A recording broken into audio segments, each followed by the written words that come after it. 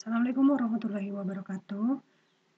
Ketemu lagi dalam video pembelajaran mata kuliah akuntansi biaya atau analisis biaya. Dan chapter yang akan kita bahas kali ini adalah chapter tentang bab 2, itu tentang konsep biaya dan sistem informasi akuntansi biaya. Referensi utama materi ini adalah Cost Accounting karya William K. Carter edisi 14.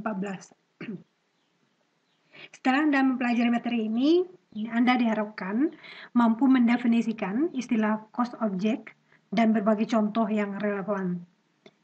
Kemudian, yang kedua menjelaskan istilah direct cost dan indirect cost. Yang ketiga menjelaskan pertimbangan membentuk cost information system.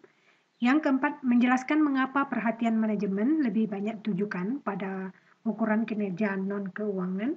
Dan yang terakhir, yang kelima, diharapkan Anda mampu menjelaskan bagaimana cost diklasifikasikan.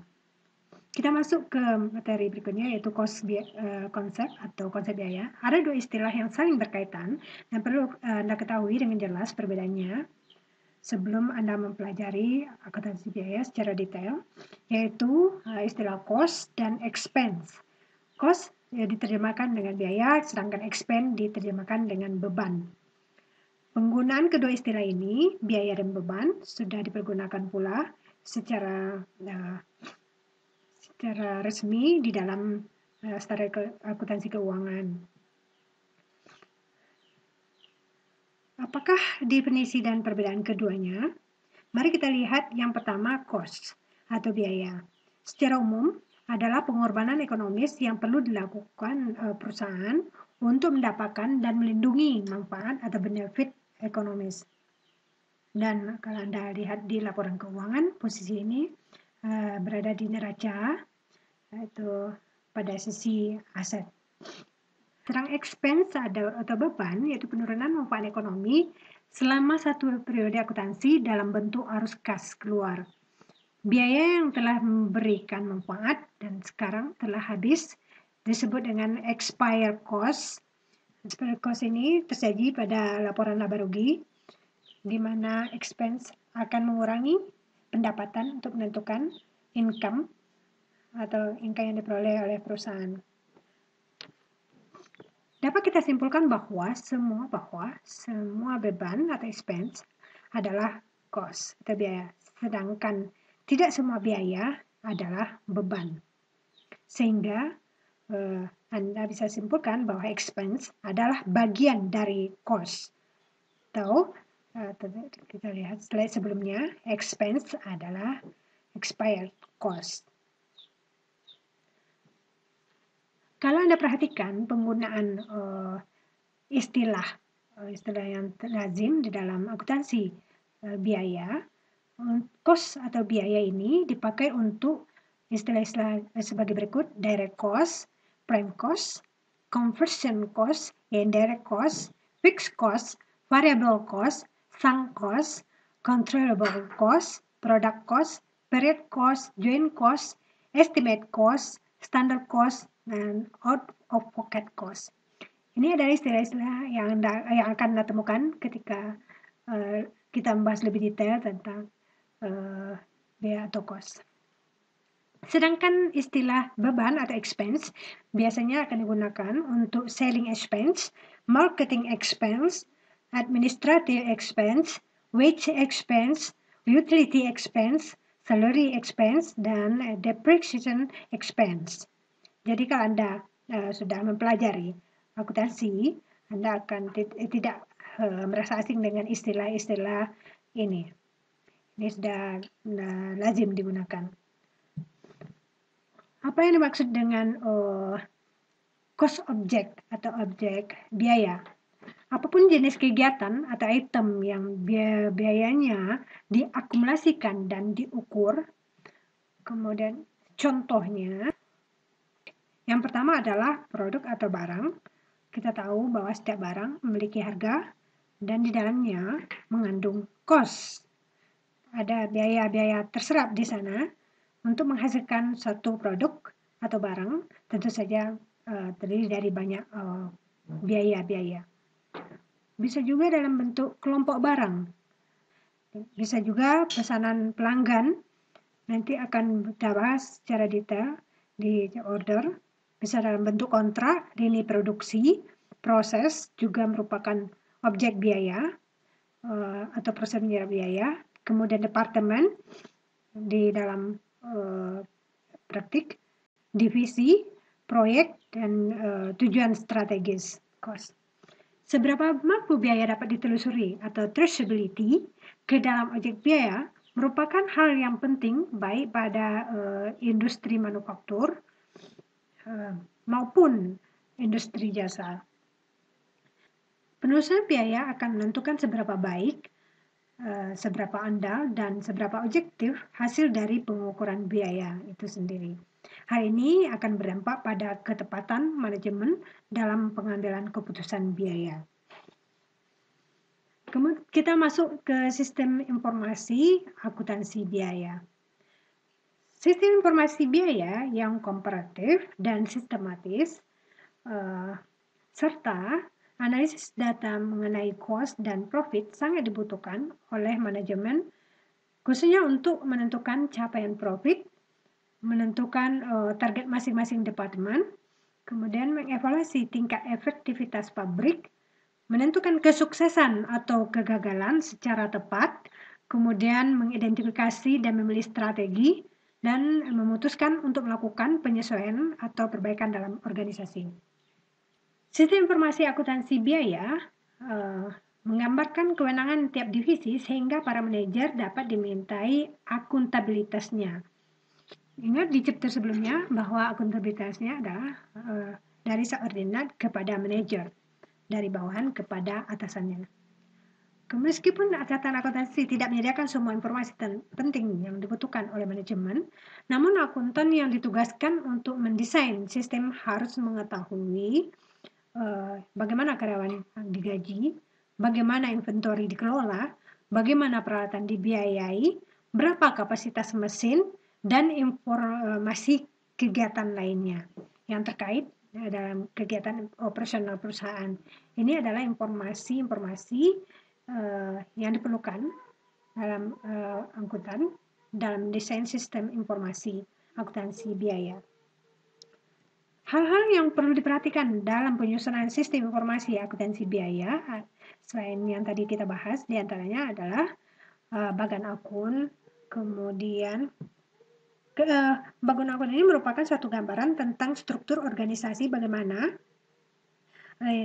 kita menstruktur organisasi yang ada suatu perusahaan dari pimpinan yang tertinggi sampai ke pimpinan yang terendah.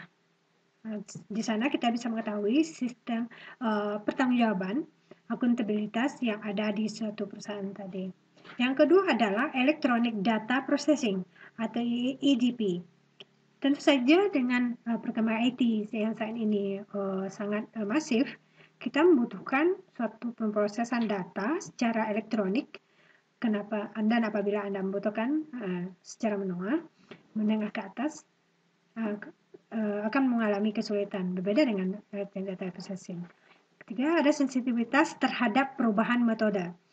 Artinya ketika Anda mendesain suatu sistem, Anda pun juga perlu memperhatikan apabila dampak sistem informasi yang ada tadi terhadap suatu perubahan-perubahan metode, atau apabila tidak terdapat perubahan apabila metode akuntansi suatu kesalahan, maka Anda juga harus mengakomodasi sistem informasi perubahan terhadap sistem yang Anda desain. Dan yang keempat adalah ukuran kinerja non-keuangannya. Kita masuk ke materi berikutnya, yaitu klasifikasi biaya atau cost classification. Klasifikasi biaya diperlukan untuk mengetahui pengelompokan data biaya. Cara yang lazim untuk mengelompokkan biaya adalah dengan mengaitkannya pada produk, volume produksi, departemen produksi, proses produksi, cost centers atau divisi-subdivisi, kemudian periode akuntansi, bisa juga keputusan, tindakan, atau bahkan evaluasi. Ini merupakan cara lazim yang dipakai oleh para akuntan untuk mengelompokkan biaya. Mari kita lihat satu persatu. Biaya dikaitkan dengan produk.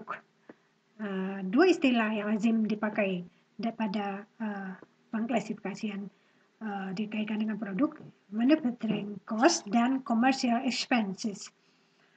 Anda bisa lihat di sini dua istilah yang berbeda untuk cost dan expenses, dua direct labor, kemudian factory overhead, and direct materials, dan yang kelima adalah indirect labors. Direct material adalah bahan baku langsung, direct labor adalah upah langsung, factory overhead adalah biaya umum atau biaya lain-lain yang kita bahas. Kemudian indirect materials adalah bahan baku tidak langsung, dan indirect labor adalah upah buruh tidak langsung. Ini kita akan bahas lebih detail di chapter berikutnya. Sedangkan commercial expense, marketing expense, dan administrative expense dan lain sebagainya. Klasifikasi kaitkan dengan produk. Ada direct materials.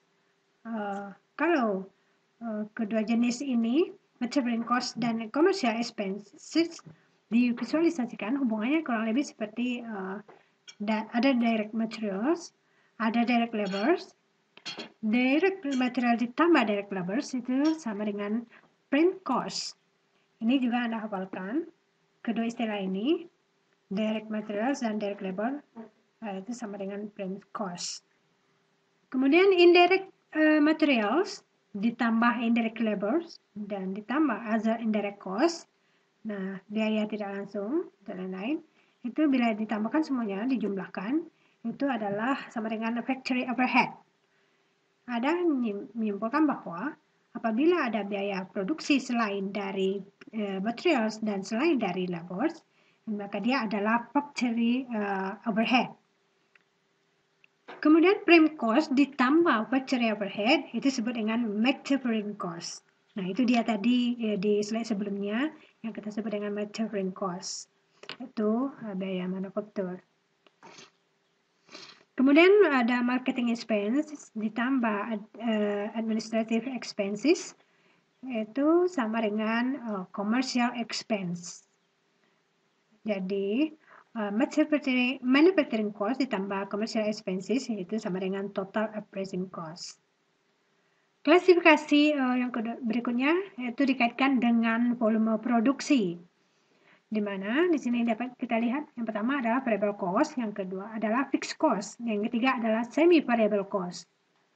Variable cost atau biasa disebut dengan biaya variable, kemudian fixed cost disebut dengan biaya tetap, dan semi variable cost adalah biaya semi variable.